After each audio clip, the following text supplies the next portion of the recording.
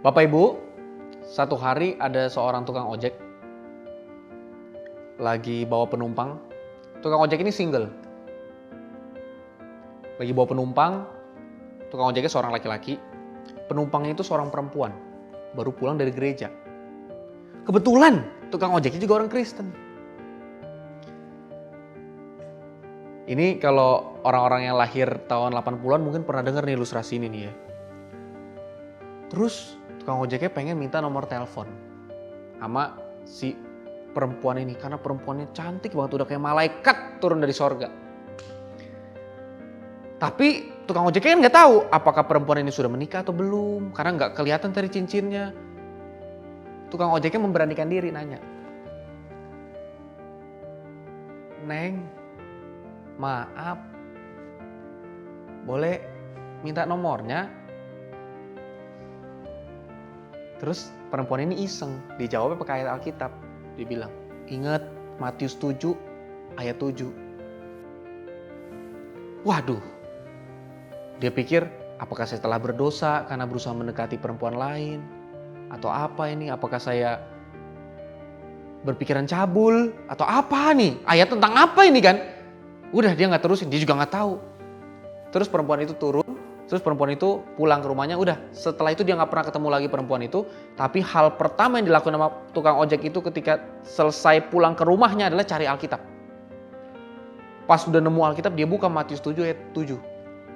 Matius 7 ayat 7 bunyinya, "Mintalah maka akan diberikan kepadamu. Carilah maka kamu akan mendapat.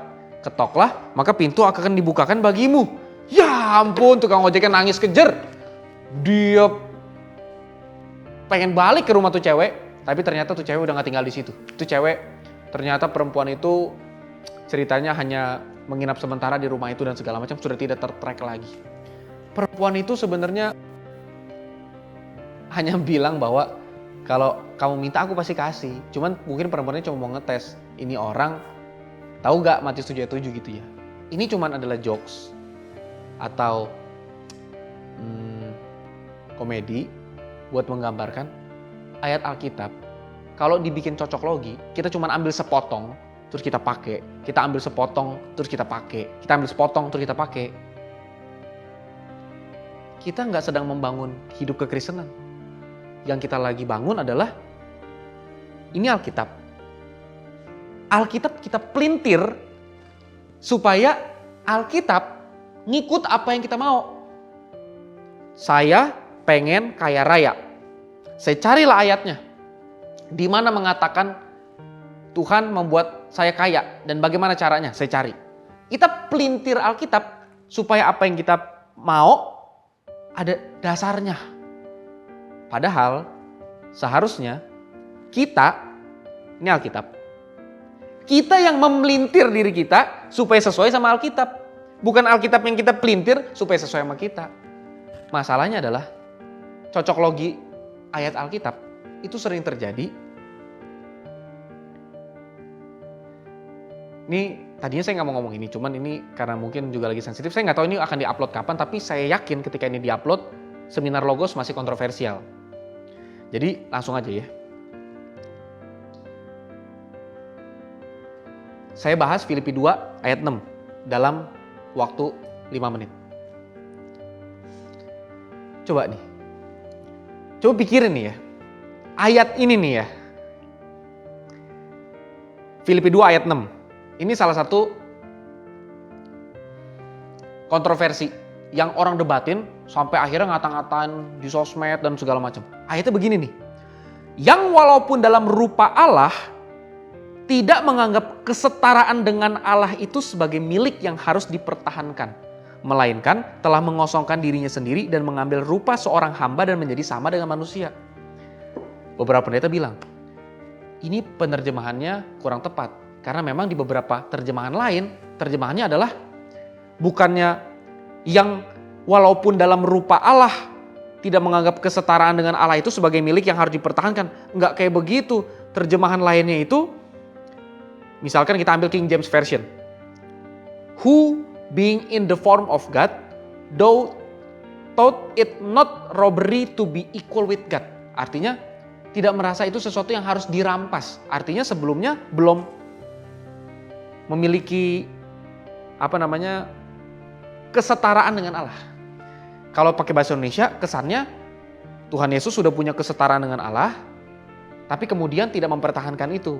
Tapi di King James Version, kesannya kesetaraan dengan Allah bukan sesuatu yang bisa dirampas. Artinya belum kesetaraan dengan Allah dong kalau mau dirampas. Terus berdebat. Terus akhirnya diskusi tentang kamu yang sesat.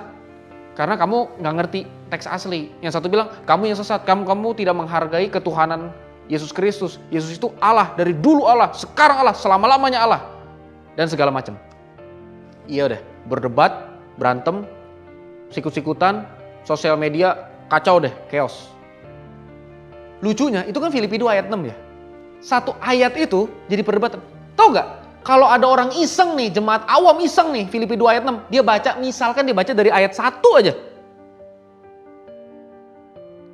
Contoh nih, aku baca ini. Jadi, karena dalam Kristus ada nasihat, ada penghiburan kasih, ada persekutuan roh, dan ada kasih mesra dan belas kasihan. Karena itu, sempurnakanlah sukacitaku, kata Paulus kepada jemaat di Filipi dengan ini. Hendaklah kamu, jemaat Filipi, kepada mana Paulus menulis suratnya, hendaklah kamu, yang membaca surat ini pasti, sehati sepikir, dalam satu kasih, satu jiwa, satu tujuan, dengan tidak mencari kepentingan sendiri atau puji-pujian yang sia-sia, sebaliknya, hendaklah dengan rendah hati yang seorang menganggap yang lain lebih utama daripada dirinya sendiri, dan janganlah tiap-tiap orang hanya memperhatikan kepentingannya sendiri, tetapi kepentingan orang lain juga.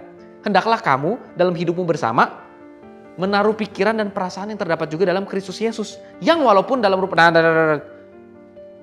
konsen Tuhan lewat Rasul Paulus di ayat ini sederhananya adalah, ini kalau pakai bahasa sederhana nih ya, Bapak Ibu jemaat sekalian, di dalam Kristus itu ada kasih mesra, ada saling ketertundukan, ada kepedulian terhadap satu sama lain. Oleh karena itu, tolong sempurnakan sukacita saya dengan cara kalian saling bersatu hati, kalian saling damai, kalian saling mendahulukan, kalian saling menganggap yang lain lebih penting daripada diri kalian sendiri. Tuhan Yesus aja, yang walaupun memiliki kemuliaan lebih daripada kita semua, malah merendahkan dirinya untuk membuktikan bahwa ia juga meneladani atau menjadi teladan buat kita untuk saling mengasihi satu sama lain. Yang kita debatin adalah tentang berapa besar sih kemuliaan Tuhan itu? Apakah dia dulu Allah? Habis itu kita jadi berantem. Itu kan poin ayatnya kagak dapet.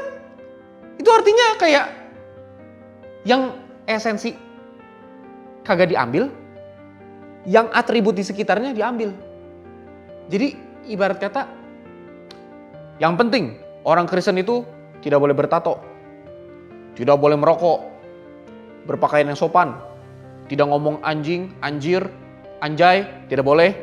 Tapi kalau di dalam hatinya ada percabulan, ada kejahatan, ada kemesuman, ada keiri hatian, ada kesombongan, gak apa-apa. Yang penting jangan kelihatan.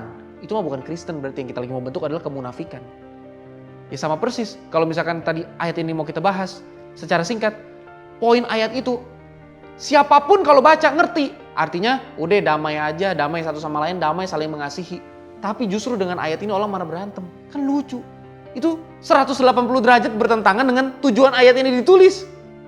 Jadi cocok logi yang paling aneh adalah,